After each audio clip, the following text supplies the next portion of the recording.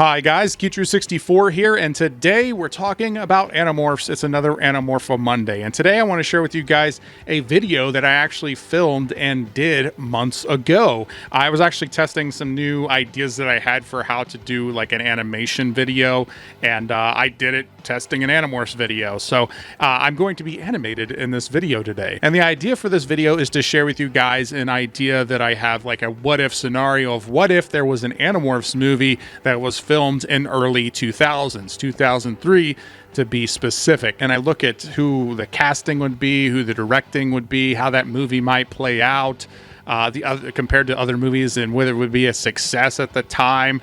It's just a fun what-if scenario, alternate timeline type of look at what an Animorphs movie might have been. So with all that said, let's go ahead and get into Animorph-a-Monday.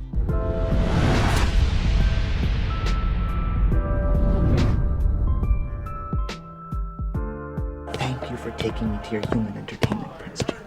Hi guys, Geektru64 here, and today we are talking Animorphs. And I am animated today, trying something a little different. So we'll start off this what-if scenario with looking at the timeline. We'll look at our timeline first.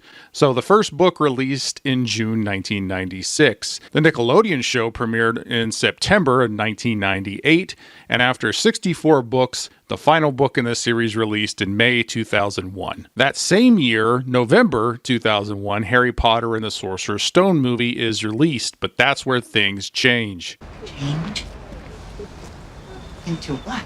Switching over to the alternate timeline, we see the first difference in this timeline was that there was no Nickelodeon show. Where things really start to change, though, is after the success of the Harry Potter movie in 2001, an Animorphs movie is pitched and put into production with a filming date set for Q4 of 2002 and a release date in June 2003, which is the following month after such hits as X2 X-Men United, Matrix Reloaded, and Finding Nemo. A full month to be sure prior, but not a Harry Potter movie in sight. The pitch for the Animorphs movie is to pull story points from the first two books and make them into a movie, but I'll get more into that later. Before that, let's get into the casting, then we'll talk about the directors, writers, and then what I think the first movie might cover, as well as whether it will succeed or not before looking at the poster.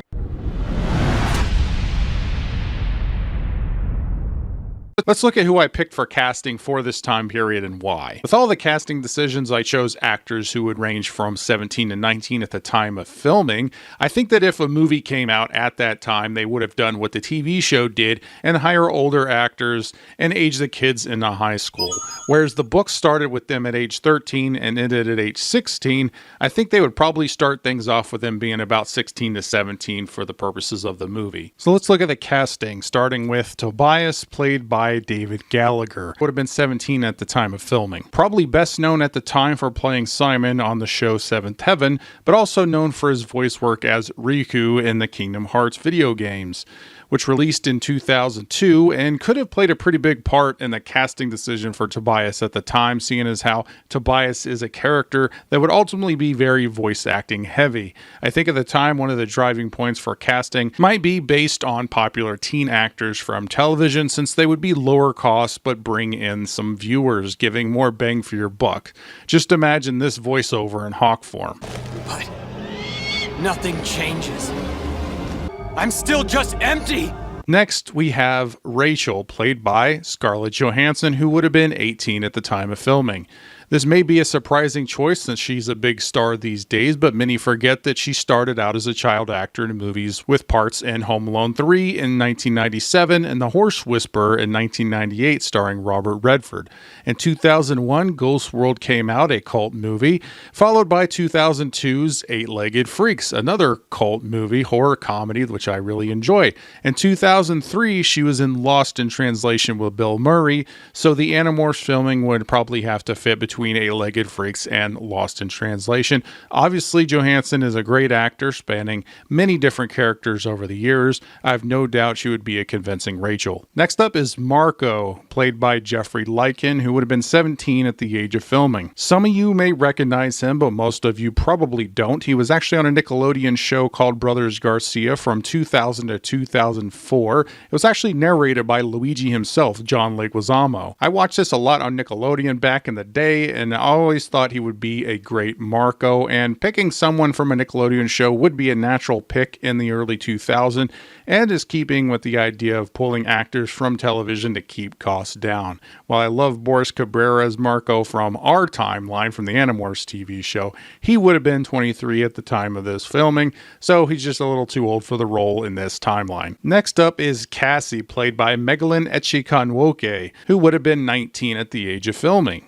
Chances are that you'd probably seen her in something, since she has appeared in many TV shows over the years with guest parts in ER, Buffy the Vampire Slayer, and Veronica Mars. Perhaps best known for 24, That 70s Show, and 4400. A lot of shows with numbers, actually.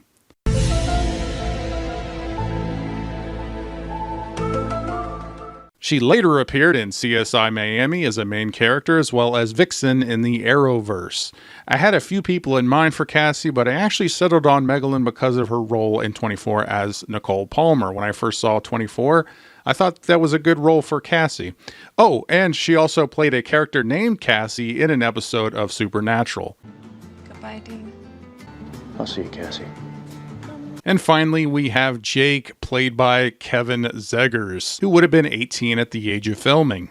Who? You may recognize him as the kid from Air Bud, you know, the one with the dog who played basketball, and then the dog who played football, and then the dog who played soccer, then baseball, then volleyball, who has puppies, who met Santa Claus, got superpowers, and went to space. That escalated quickly. As a kid, I really liked the first few Air Bud movies. The first one in particular tells a good story that is more than just a dog who plays sports.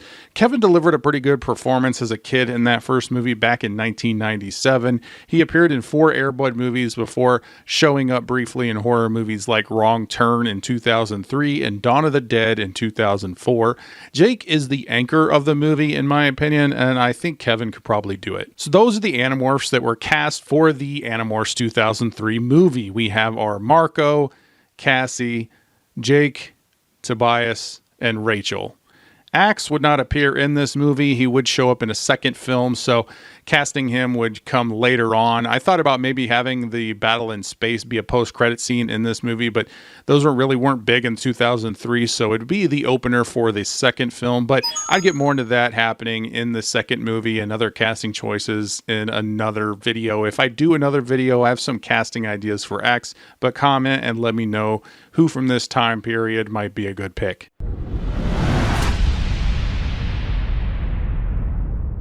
Moving on to directors, I thought Chris Columbus would be a pretty good pick due to him directing Home Alone 1, Home Alone 2, Adventures in Babysitting, and Bicentennial Man, as well as writing classics like Gremlins and The Goonies. But he also directed the first Harry Potter movie, making him an interesting choice for an Animorphs movie. But in this timeline, just like in ours, he would be working on the second Harry Potter movie in 2002, The Chamber of Secrets, so that knocks him out of the running for director. So let's look at some other directors. We have John Turteltaub as a contender here. He'd be a good choice, a pretty underrated director that did movies like Cool Runnings, Phenomenon, Three Ninjas, and Disney's The Kid, and obviously later National Treasure 1 and National Treasure 2, as well as Sorcerer's Apprentice. While he isn't known for science fiction or special effects necessarily, I think he would do a pretty good job, especially for the target demographic. Another option would be Barry Sonnenfeld, who would be a very interesting pick. He is well known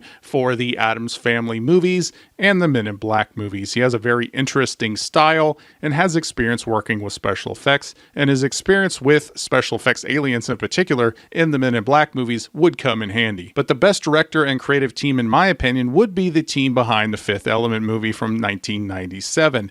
I think The Fifth Element also had a very unique style to it, especially for a sci-fi movie. I think that style would really give an Animorphs movie a unique look. The team is director Luke Besson and his frequent collaborator Robert Mark Kamen. The team did the Transporter movie in 2002, so directing an action movie would come in handy for an Animorphs film. Of course, they would later go on to do that with Transporter 1 through 4 and the Taken movie, so more action movies to pull from. Robert also wrote the original Karate Kid trilogy, which is pretty cool. This is really cool. So as a team, I would get to do this Animorphs movie. So let's move on to the plot.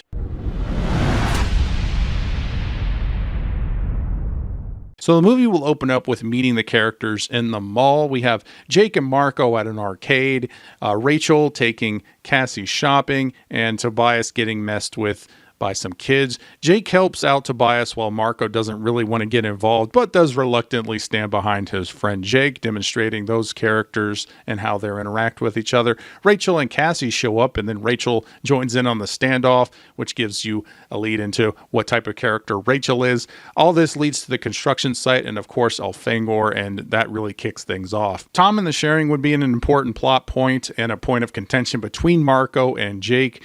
We see Jake step up as leader with Cassie's help. Marco's hesitant to participate because he knows firsthand the loss of a loved one. We see Tobias's home life. We find out that Tobias and Rachel knew each other before the construction site. Rachel sees firsthand the Yerk impact with her friend Melissa Chapman, working in the plot from book 2. Everything ending with the battle at the Yerk pool that we saw in book 1, and then a monologue at the end by Tobias, now stuck in Hawkmorph, to hopefully lead into a sequel which would then combine the books 4 and 5. While Jake, Rachel, and Tobias would have more screen time in the first film, it would be more Marco, Cassie, and Axe for the sequel.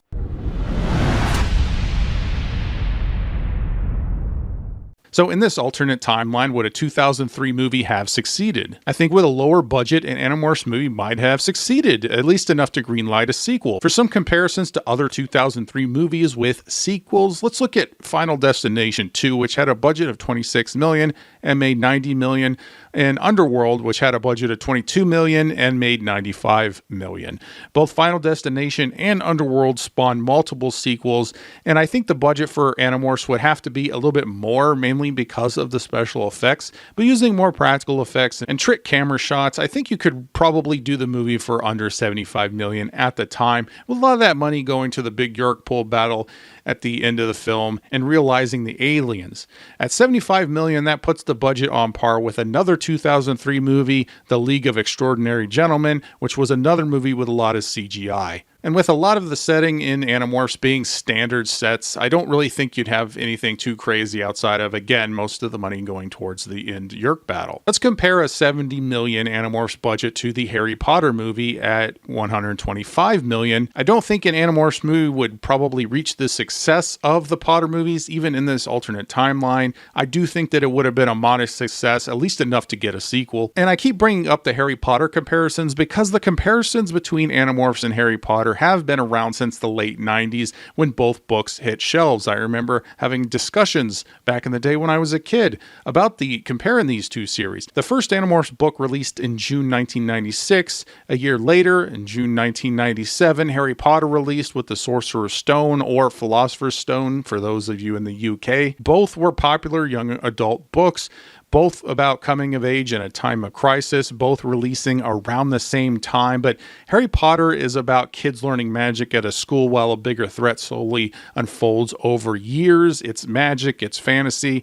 Animorphs, it's science fiction. It's about kids being thrown into a secret alien invasion, abruptly ending their childhood, forcing them to be soldiers at a very young age, and being introduced to a world that is just outside of anything that they could have comprehended. Again, the comparisons between these two are almost non-existent here in 2024, with Harry Potter achieving mega status and Animorphs being relegated to a small, passionate fan base that's really lacking in new material.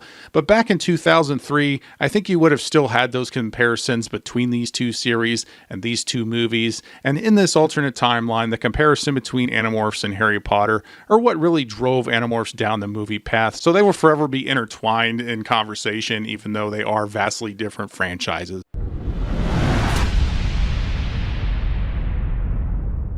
And here is the poster that I designed for this release. I actually have a few different versions of this. This is actually just a variation of another poster I did, which I may share in a different video. This is a good start. But what do you guys think about this idea? What do you think about the casting? And would you guys be interested in me doing a video on a potential sequel movie set in this alternate timeline we discussed? This was a project I have wanted to do for more than a year now, and I'm glad I finally got around to doing it. Let me know what you think about it in the comments below. I want to thank everybody for sticking around on this video. Thank you, subscribers. All of you are awesome. And if you like this video, please like, comment, share, subscribe, do all the YouTube stuff or don't. I'm not a beggar. I'm Geechu64, and I'll always tell you the truth.